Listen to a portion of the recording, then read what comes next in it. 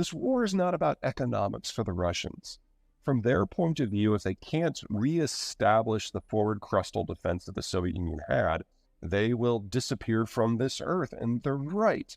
Their demographics are terminal. This was always going to be the last century of the Russian ethnicity.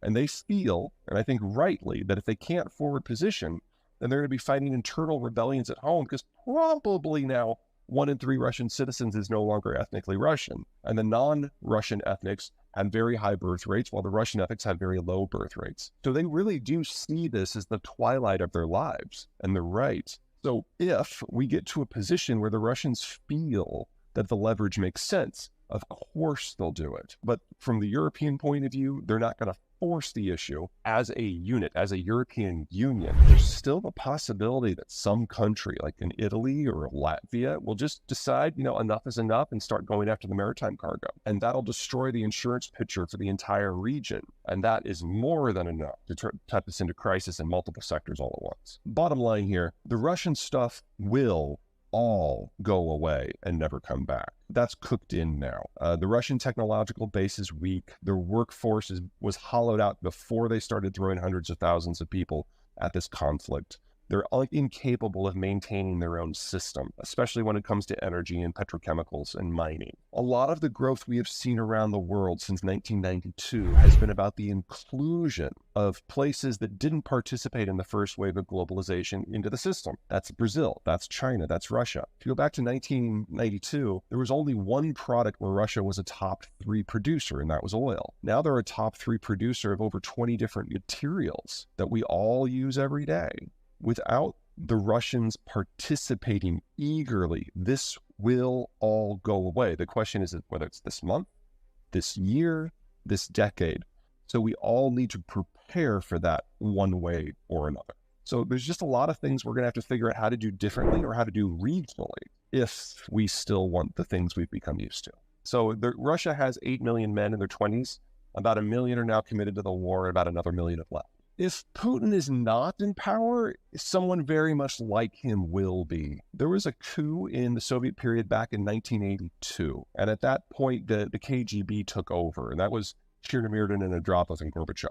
Putin is the heir to that legacy, which is another way of saying that the only people who are in the political elite in Russia are former KGB officers who trained during the Soviet period. Well, that means they're all in their late 50s or older, and there's only about 130 of them. And they all see the world the same way, and Putin has been able to purge that group over the last 22 years in order to make sure that there are no challengers to the throne. So as long as it's someone from that elite who's in charge, Putin's fine. The only way we should expect a political shift in Russia is if the military defeat is so catastrophic that you get a revolution. That is traditionally how you see political change in the former Soviet world. And we're just not there yet. There's 2 weak spots here. The first one is on the input side, specifically raw material. So the Russians have one mine that produces 40% of global palladium. There's palladium in every semiconductor. And there is a 2-country supply chain system to produce neon, which is used to focus the apertures of the etching lasers. And for that, the first stage is in Russia, and the second stage was in Ukraine and Mariupol, and that's now gone. So that's conservatively half of global neon is gone. So we know we're going to face a semiconductor crunch when we just can't produce the volume we've become used to until we replace those sources from somewhere else. If there was cheap palladium laying around, we would have done that already. And neon, that's a 2 to 3 year period to build out the physical infrastructure to make it happen. The Koreans have started, the Chinese have started, but it's a race against time. So that's problem 1.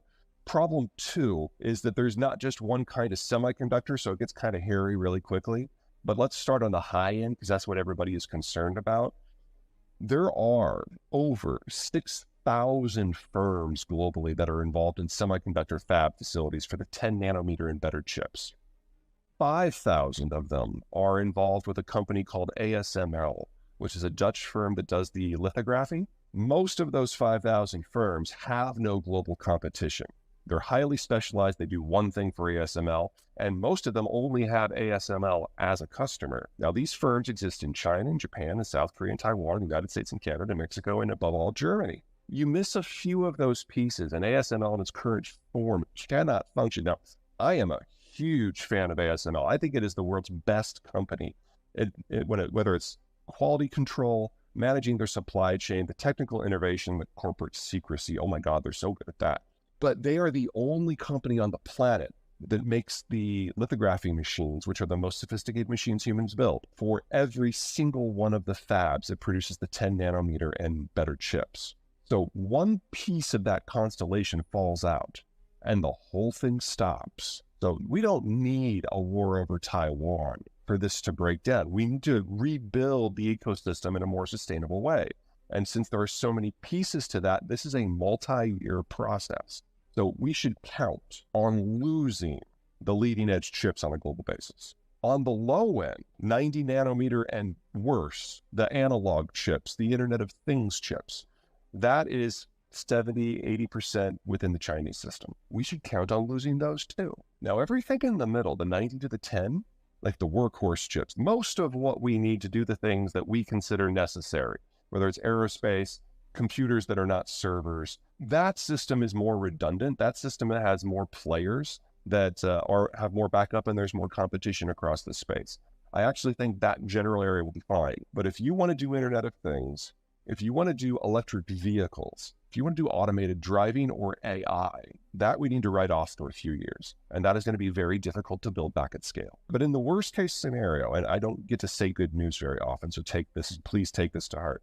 Most of the functionality that we have now in our vehicles, in our automation systems, in our aerospace, and our computing, most of that is not as good as the 10 nanometer chips. So some of the newer phones are 10 nanometer or better, but most of them are 10 nanometer or worse. So we might have to take a bit of a breather, but most of what we have now will continue to work.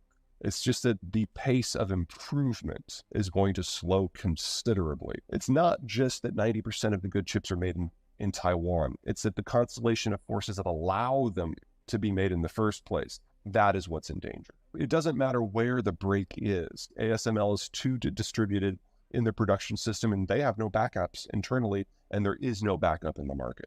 10 nanometer chips and better are the ultimate distillation and physical manifestation of a perfect globalized environment that has held for decades, because it has taken decades for each and every one of these companies to get as good as they are at what they do. I don't think the environment that gave us globalization for these last 50 years, 70 years is redoable. We don't have the population structure on a global basis to make it work anyway. Everybody's kind of aged out, and you can't have global trade without global consumption. And now the demographics of Italy and Germany and Russia and China and Korea, they're all terminal. The basis has never been there. We were always going to get here. We just now have political military issues that are kind of bringing our use by date forward. This was always going to be the decade that this all broke. The Russians, and to a lesser degree, the Chinese, are taking steps to make that happen faster.